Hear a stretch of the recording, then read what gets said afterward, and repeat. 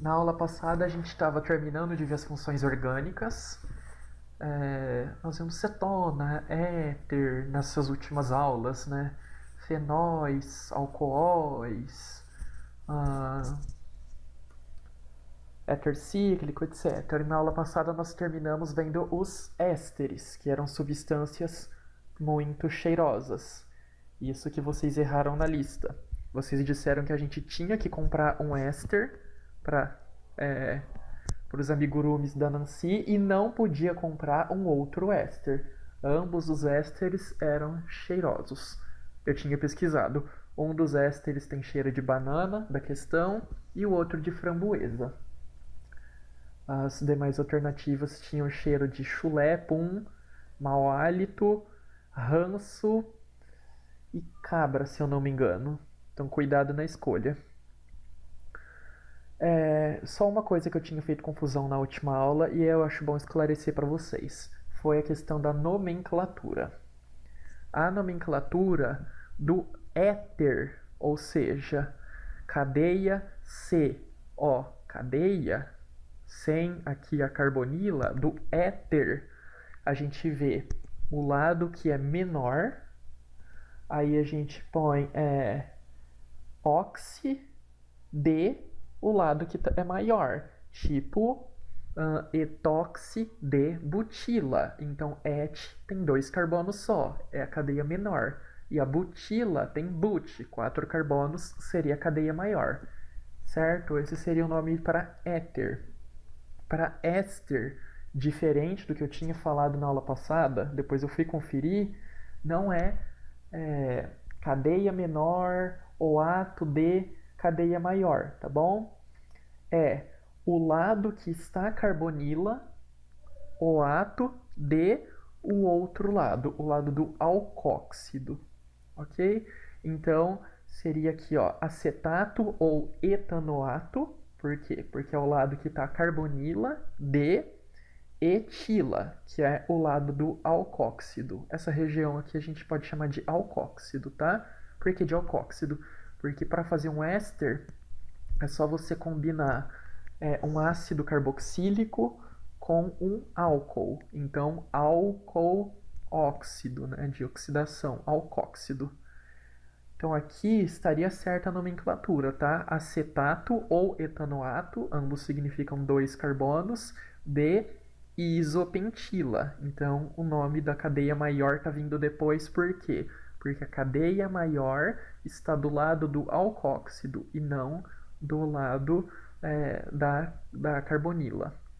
Ok? Do mesmo jeito aqui também está certo. Butanoato, então but 4, 1, 2, 3, 4, do lado da carbonila, de etila, lado do alcóxido. Tá? Desculpa a confusão e eu espero que tenha ficado claro.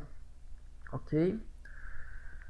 Nós vimos essas questões de propriedades, de quais faziam ligações de hidrogênio, quais não faziam, que a gente pode relembrar mais tarde.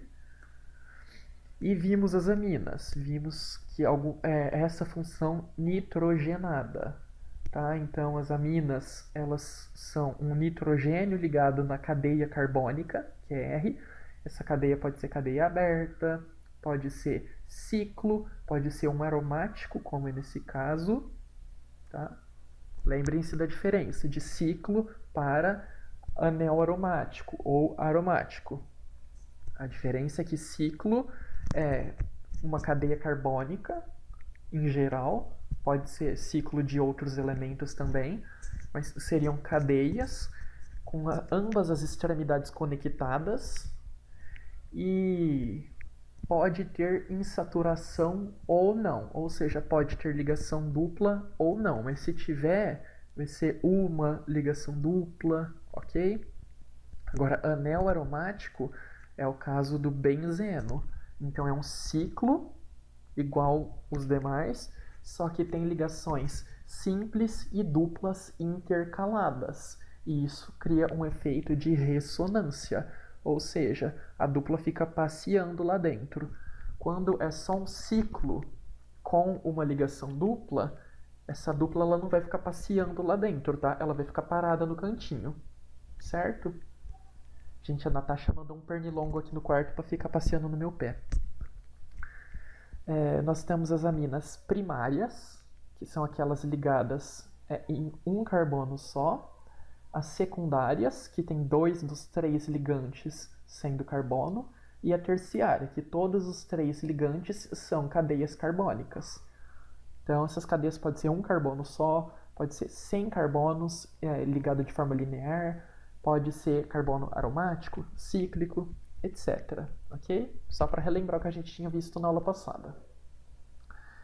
E do conteúdo de hoje, as amidas. Lembra que a gente tinha o éter e depois vinha o éster. Éter e éster eram bastante parecidos, mas um deles tinha uma coisa a mais. O éter era só um oxigênio dentro da cadeia carbônica, ou seja, deixando a cadeia heterogênea. E o éster tinha, além daquele oxigênio no meio da cadeia, uma carbonila, então uma dupla O no carbono. Então lembra, o éster tem um S a mais que o éter, então ele tem alguma coisa a mais. O que é isso a mais? A carbonila. No caso das aminas e amidas, é a mesma coisa. A amina vem sozinha e ela pode vir com a amida, amiga, entendeu? Então, a amida tem coisa a mais do que a amina. O que é essa coisa a mais? Carbonila também. Tá? Ela traz a amiga dela, que é a carbonila. Então vem a amina e traz a amiga dela. Então esse grupo aqui se chama amida. A função amida a gente pode ver de várias e várias formas. Essa daqui é a metanamida, ou seja, um carbono só, amida. Essa é a nomenclatura, tá? Em geral a gente não vê a nomenclatura mais complexa, usando esses N's aqui, é bem difícil da gente ver em vestibular, coisas do tipo. Então, a nomenclatura de forma bem simples. Número de carbonos ligado aqui, né, na carbonila, ou depois da cadeia de nitrogênio, e termina com amida. Tá? De forma simplificada é isso. A amida, ela pode ter uma cadeia carbônica ligada na carbonila. Então aqui pode ter vários carbonos ligados, pode se ligar em carbonos aromáticos, cíclicos, insaturados, etc. Tá? Ou ela pode se alongar para cá. Então em vez de ser NH2, fica NH e fica uma cadeiona carbônica para cá. Ou ela ainda pode ser N cadeia de carbono, sem hidrogênio no meio, tá? Pode ser esses 3 tipos. A função amida é uma função muito importante para a nossa vida. Por quê? A ligação amida é que une os aminoácidos. Eu acho que vocês ainda não viram isso em bio, eu acho que vocês ainda vão ver em bio, e comigo vocês verão, é uma das últimas matérias da química orgânica. Tá? Então eu vou dar uma visão química das proteínas. Mas o que é basicamente? A gente tem vários aminoácidos, certo? E esses aminoácidos podem se juntar e se ligarem, formando cadeias longas de vários e vários aminoácidos, chamadas de proteínas. E como que é a forma de ligação? Um grupo ácido desses aminoácidos interage com o grupo básico do aminoácido vizinho, ou seja, o grupo alcalino.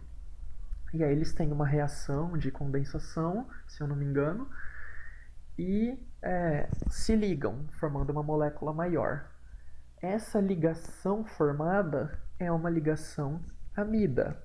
Então aqui, a gente tem o primeiro aminoácido, e aqui tem uma ligação amida, tá vendo, ó? Carbonila mais nitrogênio é o próximo ligante do carbono, certo? Então, nitrogênio ligado ao carbono carbonílico. Aí vem o segundo aminoácido, que se liga no terceiro por outra ligação amídica ou ligação peptídica, significa a mesma coisa, tá? E assim por diante, pode se ligar milhares e milhares de vezes. A gente tem proteínas bem grandes, ok? Amidas sem substituintes no nitrogênio são capazes de formar ligação de hidrogênio forte entre si. O que significa? Se o nitrogênio da amida tem Hs, ou seja, não tem substituinte, que seriam carbonos, etc., ela faz ligação de hidrogênio, ok? Então, o par de elétrons livres do nitrogênio, que é um grupo muito eletronegativo, consegue fazer uma ligação com o hidrogênio de uma molécula vizinha, geralmente um hidrogênio ligado em outro elemento eletronegativo, tipo um FON, ok? Então, se tem H2 ou H, como aqui é o caso, elas podem formar ligação de hidrogênio com outras amidas. Então, uma amida pode formar ligação de hidrogênio com outra amida, assim como com a água. Dessa forma, a amida, que seria primária, digamos assim, que ela só se liga com um carbono, como é esse o caso, ela pode fazer duas ligações de hidrogênio com amidas vizinhas. Ligação de hidrogênio, se vocês lembram, é a ligação intermolecular, ou seja, entre moléculas, mais forte das que tem. Então, como são interações muito fortes, vai aumentar bastante o ponto de ebulição e o ponto de fusão. Ou seja, vai ser mais difícil a gente tirar aquelas moléculas super grudadinhas do estado sólido e passá-las para o líquido, e da mesma forma as que estão no estado líquido passar para o gasoso. Por quê? Porque elas estão se puxando sem parar por ligação de hidrogênio. Quando a amida tem um carbono ligando aqui, então sobra um hidrogênio só, como aqui é o caso desse resíduo de proteína, dessas ligações peptídicas, ela só vai poder fazer uma ligação de hidrogênio com a molécula vizinha ou com outras amidas. Então, se elas tiverem o mesmo tamanho, certo? A gente sempre compara quando elas têm mais ou menos o mesmo tamanho em questão de massa. Então, se a gente comparar elas de mais ou menos o mesmo tamanho, aí a temperatura de ebulição vai ser um pouquinho menor do que a que faz duas ligações de hidrogênio. E as amidas que tem carbono para cá e carbono para cá e nenhum hidrogênio ligadas entre elas, elas só vão fazer ligação ou ponte de hidrogênio com a água. Elas não vão conseguir fazer ponte de hidrogênio com outras amidas. Porque para uma molécula fazer ligação de hidrogênio com a outra, tem que ter o FON ligado no hidrogênio. Então, esse oxigênio aqui, ele faz ligação de hidrogênio com a água, mas ele não consegue fazer ligação de hidrogênio com outra carbonila, ok? Ele pode até conseguir, por exemplo, com o grupo amina de outra molécula, mas com outra carbonila não. Por quê? Pelo menos um dos dois tem que ter hidrogênio ligado. E ambos vão poder reagir entre si, grupos iguais reagem entre si, formando ligações intermoleculares, quando ambos têm FON mais hidrogênio. Em geral, em moléculas orgânicas, a gente só vê ligação de hidrogênio sendo formada, em geral, por oxigênio e nitrogênio. Por quê? Porque tem muito mais do que flúor nas moléculas orgânicas, e porque também depende deles estarem ligados em hidrogênio já, e o flúor faz uma ligação só. Então é um pouquinho mais difícil para o flúor fazer ligação de hidrogênio comumente, e quando ele faz, ele costuma fazer uma. Tá? Isso sempre que eu explico para vocês é em geral, sempre pode ter exceções. Isso daqui foi o que eu já tinha explicado. Sobre o tamanho da cadeia. Todas essas amidas são NH2, então podem fazer duas ligações de hidrogênio com moléculas vizinhas. Quanto mais a gente cresce a cadeia da carbonila, o que vai acontecendo? em geral, dá uma aumentadinha na temperatura de ebulição. A gente vê aqui no caso que aumenta, depois cai, é um fenômeno meio maluco que pode acontecer. Mas em comparação a que tem cadeia menor, elas vão aumentando. Tá? É isso que a gente precisa entender.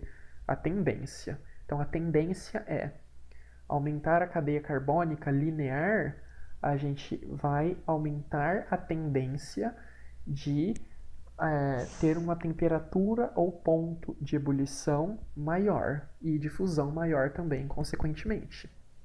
Não é uma regra, não é uma regra tipo assim, tem que ser, aumentou, vai aumentar. Não, mas em geral acompanha essa tendência. Por quê? Vai aumentando a cadeia, vai criando mais pontos de contato para uma encaixar na outra e fazer ligações de Van der Waals. Eu tentei trazer para a aula de hoje, mas eu não consegui animações mostrando as moléculas interagindo, porque eu ainda estou aprendendo a mexer no programa. Mas eu já vi bastante coisa legal, e na aula que vem vocês vão entender melhor como que as funções fazem ligações de hidrogênio e como que elas interagem com moléculas apolares também. Por enquanto, vocês têm que imaginar. E aqui, o que está falando? Esse D, o que significa? Só que ela decompõe. Então, essa metanamida, ela é líquida, e aí quando você eleva ela a 200 graus, que é a temperatura que faz ela se transformar em vapor, né, num gás, ela decompõe antes, tá? Então ela forma outras funções orgânicas. Lipídios. Lipídios não são funções orgânicas, tá? Mas são compostos que têm funções orgânicas comuns, ok? E eles geralmente são semelhantes entre si, um lipídio semelhante ao outro, por quê? Porque as funções que eles vão ter vão ser parecidas umas com as outras. Em geral, quais são as funções que eles apresentam? Alguns são polióis, ou seja, apresentam várias hidroxilas, várias funções alcool, tipo o glicerol, ele é um tipo de lipídio, então ele é pequenininho e em todos os carbonos dele ele tem uma hidroxila, é um poliol. Também tem os ácidos carboxílicos e, mais comumente, para fazer as gorduras, a gente tem os ésteres, tá? Então, a gente pode reagir polióis com ésteres que a gente obtém polióis com ácidos carboxílicos. Se a gente reage os dois, a gente consegue obter ésteres, tá? Que são esses daqui são ésteres de cadeia longa, que são gorduras. Qual que é a diferença de óleo, gordura e lipídio? Óleo e gordura são lipídios, tá? É uma classe comum deles. Ou seja, moléculas bastante apolares, por mais que possa ter oxigênios, em geral a cadeia carbônica é muito maior, tá? Em geral a cadeia carbônica, olha aqui, isso daqui se repete 14 vezes, isso daqui então é muito grande a cadeia carbônica, e aí dá maior caráter de apolaridade. Como são apolares, eles são lipofílicos, ou seja, têm tendência a serem atraídos por gorduras. Então, uma gordura atrai a outra. São hidrofóbicas, ou seja, tem baixa solubilidade em água. Por isso que se a gente joga óleo na água, a gente vê que o óleo boia. Então, se a gente lava uma frigideira, tá morrendo de fome, tipo o Bruno preparando janta agora para assistir a aula, lavou a frigideira, tacou o óleo, se a frigideira ainda estiver molhada, a gente vai ver uns olhinhos boiando lá no meio. Porque eles não se misturam. Lipídios e água não se misturam bastante. Mistura tipo assim, sei lá, 2% se mistura, o resto fica lá separado. E os óleos e gorduras? Óleos são líquidos, ok? Eles têm o estado físico líquido. E os sólidos, eles são as gorduras. Então, azeite de oliva, o óleo de Girassol, óleo de soja que usa para cozinhar são óleos, são líquidos. E margarina, manteiga já são mais perto de gorduras, tá? Por quê? Porque elas conseguem ser sólidas. Em geral, elas nem todas são sólidas à temperatura ambiente, tá? É um pouco difícil de manter isso. Por exemplo, a margarina, se você deixar fora da geladeira, ela vai ter tendência a virar mais um óleo, tá? Não tem uma definição muito específica, tipo, a partir daqui é óleo, a partir daqui é gordura. É mais pelo estado físico que a gente observa. Tem alguma diferença em saber isso do estado físico e tal? Não é tão impactante. Mas o que influencia para ela ser óleo ou gordura? Ou seja, para ela ser sólida ou líquida à temperatura ambiente? O número de ligações duplas na cadeia. Lembrando que essas ligações duplas ou insaturações que a gente fala são referentes à ligação carbono-carbono, tá bom? Então, quanto mais ligação dupla, menor o ponto de fusão. Ou seja, quando tem ligação dupla, vai ser óleo. Se é saturado sem ligação dupla, é gordura. Por quê? Em geral, a gente vai ver isso mais pra frente de novo, semestre que vem. Mas as ligações duplas na natureza, elas costumam ser cis. E o que esse formato cis acarreta? Que entorta a molécula. E vocês lembram que molécula retinha é mais fácil de ir encaixando uma na outra? Se é mais fácil de encaixar uma na outra, elas terem contato, a temperatura ou ponto de fusão e ebulição vão ser mais altos. Então elas vão ser sólidas à temperatura ambiente. As que estão tortas, vai ser meio difícil todas elas fazerem tipo conchinha uma com a outra. Tá? Vai ter uma hora que elas não vão mais se encaixar. E aí elas ficam no estado oleoso. Mas a gente vai abordar isso de novo mais pra frente. É só pra vocês terem uma noção. Então, ambos são lipídios de ácidos carboxílicos, só que esse tem tendência a ser sólido em temperatura ambiente. Não quer dizer que ele vai ser, mas ele tem tendência. E quanto maior essa cadeia carbônica, maior essa tendência. E esse daqui que tem ligação dupla, provavelmente vai ser um óleo. Ou vai ser uma gordura que é facinho de fazer virar óleo. Precisa de dar aquela esquentadinha basiquinha que já derrete todo. Chega a manteiga a derreter. Aminoácidos também não é uma função, tá? Como a gente viu, são aquelas unidades que compõem a proteína. Então é como se cada aminoácido fosse um tijolinho de uma cor diferente e as proteínas fossem paredes artísticas, bem coloridas. Então, dependendo da sequência de cores que você coloca, você tem uma parede completamente diferente da outra e algumas ficam incríveis. Como eu disse, não é uma função específica, mas são moléculas que têm um grupamento ácido carboxílico e no carbono seguinte, ou seja, o carbono do lado da carboxila, tem uma amina. Por isso que ele chama aminoácido,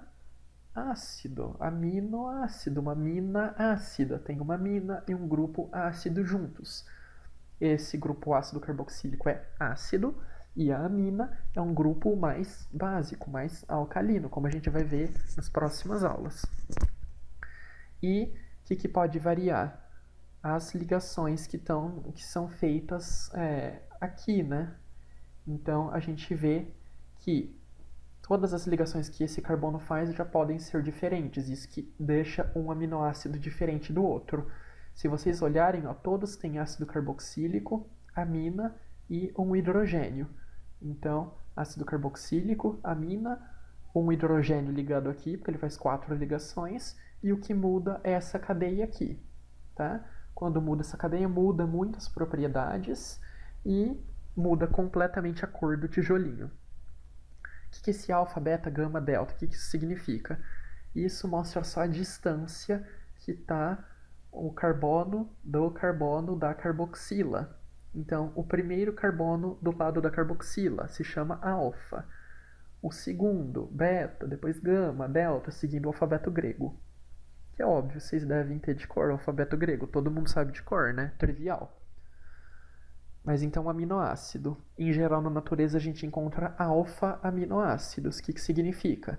Que o grupo amina está no carbono alfa, a carboxila. Então, é o grupo do lado da carboxila. Só curiosidade. Alguns aminoácidos a gente produz no nosso organismo, nosso corpo produz sozinho. Outros a gente não consegue produzir, a gente tem que conseguir dar alimentação, porque plantas, bactérias conseguem produzir alguns desses aminoácidos. Por isso que a gente tem que ter uma alimentação muito rica para obter esses aminoácidos de todos os lugares, porque a gente não produz sozinho. Funções extra, isso era só para acabar a aula passada. Funções extra. A gente tem os cloretos de ácido carboxílico. Então, a gente tem um cloro ligado numa carbonila, ok? Basicamente isso. A gente muda um ácido carboxílico, a hidroxila, que a gente muda para um cloro. A gente tem os anidridos de ácido carboxílico. Como que se forma um anidrido? Você tem dois ácidos carboxílicos e você desidrata eles. Quando você desidrata, eles perdem uma água. E aí, durante o momento que eles perdem a água, a gente vai ver isso só no final da matéria, mas só para vocês entenderem, quando eles desidratam, eles se ligam. Então, forma isso, ó, carbonila, O carbonila. Tá? Forma essa função aqui, que pode ser aberta ou cíclica. Então, ó, carbonila, O carbonila. Visto isso, eu coloquei aquele resuminho para vocês que eu fiz. Depois acho que o cursinho ainda vai divulgar. Leiam esse resuminho, de preferência com frequência.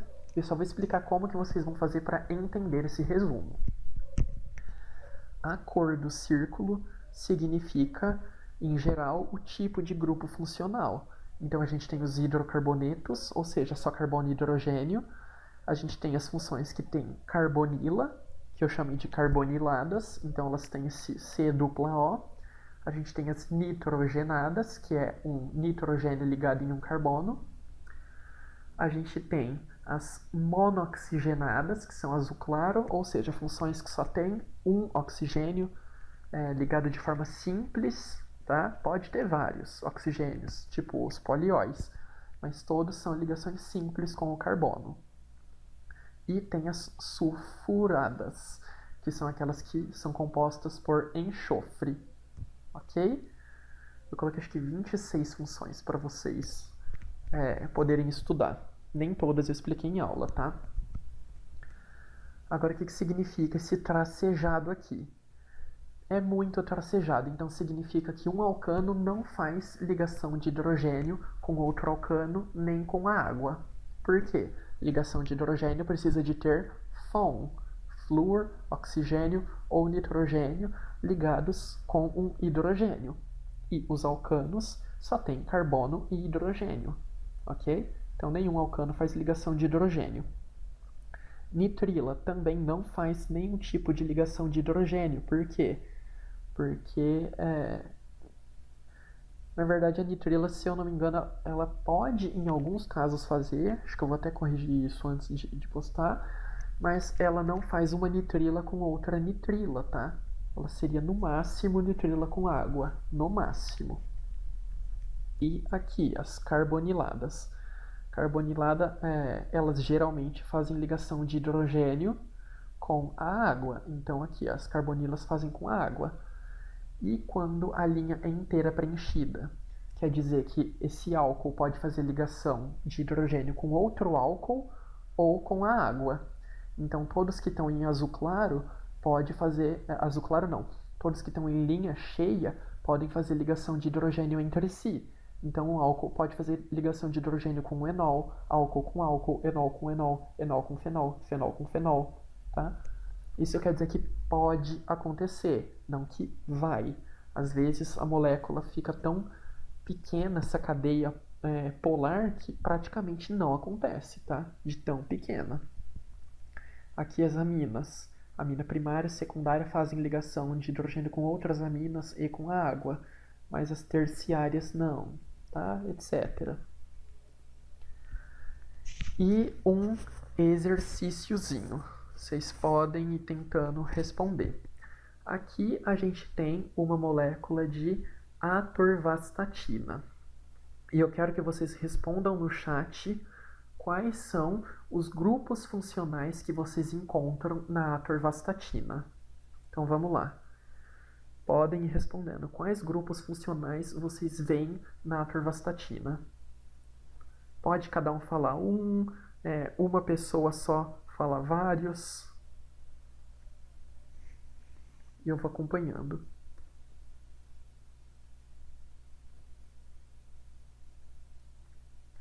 Tá, hidroxila.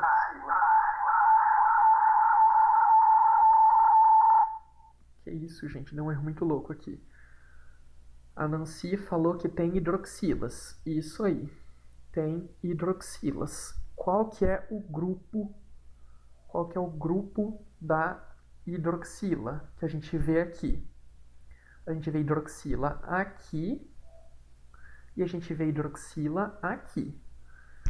A hidroxila que está aqui é um álcool. Então, uma hidroxila ligada em um carbono saturado. Aqui é um álcool também, outra hidroxila em carbono saturado. E aqui, hidroxila ligada numa carbonila. Aqui é um ácido carboxílico. Então, a gente tem álcool e ácido carboxílico. O que mais? Vão falando. Fernanda falou aminoácido. A gente tem um aminoácido aqui? Não. Para a gente chamar de aminoácido, foi legal essa questão do pensamento que ela teve. Tem um grupo amida, tá? Que é comum na ligação peptídica de uma proteína, e a gente tem o ácido carboxílico. Mas eles não estão próximos um do outro. O aminoácido que a gente tinha visto tinha que ser o quê? Um grupo amina do lado do ácido carboxílico. Aqui na atorvastatina, eles estão longes. Então, qual grupo que é esse? Vamos lá, vamos lá. Vamos lá, para de fingir de morto, para de fingir de morto. Tem mais alguns grupos aí. Então, a gente viu álcool, hidroxila em carbono saturado. A gente viu hidroxila ligada diretamente na carbonila, que forma uma carboxila, grupo característico de um ácido carboxílico. Puxando o saco dos outros, vamos, gente, vai. Nitrogenados, tá certo, Nancy? A gente tem nitrogenados. Só que de que tipo? Vamos tentar especificando mais. A gente pode ter esse grupo que, em geral, quando está em anéis assim, a gente não chama de amina. Mas é basicamente uma amina, né? Porque é um nitrogênio ligado em carbonos, uma amina terciária. E aqui a gente tem outro nitrogenado, que é uma amida, tá? É uma amida, um nitrogênio ligado direto numa carbonila. Falta um grupinho para vocês identificarem. Vamos lá. A gente já identificou que tem alcoóis, ácido carboxílico, amina e amida. Qual que é o grupo que falta? Let's go, let's go. Let's go. Vamos, let's go. Éster. Éster, como que era a forma do éster? A gente pode... Deixa eu colocar aqui. Vamos ver se a gente tem um éster.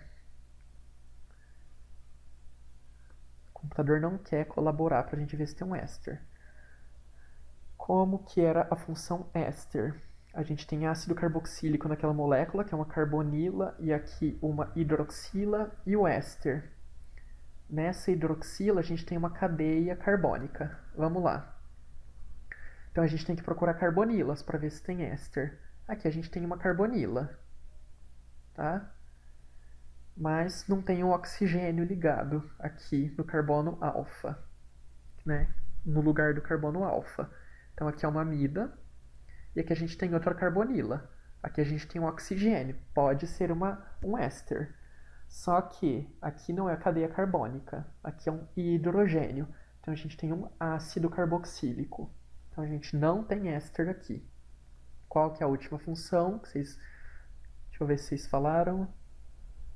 Ainda não. A última função é um haleto orgânico. Então a gente tem um halogênio ligado na molécula orgânica. Ok? Qual que é o grupo mais ácido que a gente tem? Vamos lá, qual que é o grupo mais ácido da molécula? Vamos ver se vocês adivinham. Qual que é o grupo mais ácido da molécula? O álcool, o ácido carboxílico, o aleto, amina ou amida? É o grupo ácido carboxílico. Lembrando, não sei que a gente não tem aminoácido aqui, tá? Aminoácido ele tem que estar juntinho aqui. Teria que ter um nitrogênio aqui para ele ser aminoácido, tá? A atorvastatina ela não tem um aminoácido. Qual que é o grupo mais ácido da molécula? É o ácido carboxílico. E o mais alcalino, que a gente vai estudar para frente, é as funções nitrogenadas. Sobre os metais, o que a gente pode afirmar? A, que eles são bons condutores de calor e eletricidade, assim como os não metais. Verdade e mentira, tá? Eles são bons condutores de eletricidade e calor, sim, mas não como os não metais. Os não metais ou ametais, eles não conduzem bem calor, é igual plástico. Plástico, se você colocar calor, ele queima, tá? E eles também não conduzem bem eletricidade, por isso que eles são isolantes. Por isso que em volta dos fios de cobre a gente tem plástico. Os metais, eles quebram com facilidade, semelhantemente aos cristais? Não, também não. Eles não quebram com facilidade. Eles têm maleabilidade e ductibilidade, que a gente já tinha visto há um bom tempo. Então vocês podem pegar um anel e amacetar ele, dar umas marteladas nele que é meio difícil dele quebrar, dependendo do metal que ele for. Em geral ele vai amassando, tá? Vai ficando menorzinho. Ou a gente pode transformar ele em folhas de metal, a gente pode transformar em janelas, mas não quebra com tanta facilidade. A gente pode pegar barras e entortar, colher e entortar, tá? Claro que se a gente ficar fazendo assim sem parar, vai quebrar, mas né, não é com facilidade.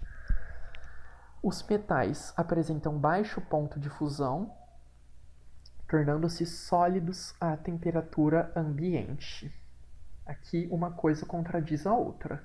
Eles são sólidos à temperatura ambiente?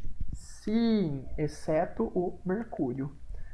Mas eles são sólidos, então eles têm baixo ponto de fusão. O que significa o ponto de fusão?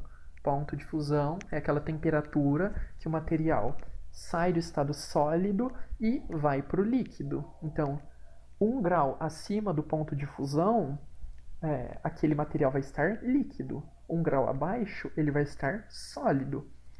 Se a gente diminui o ponto de fusão, ou seja, se um composto tem ponto de fusão de 10 graus e outro tem de 0 graus, ou seja, mais para baixo, o que significa?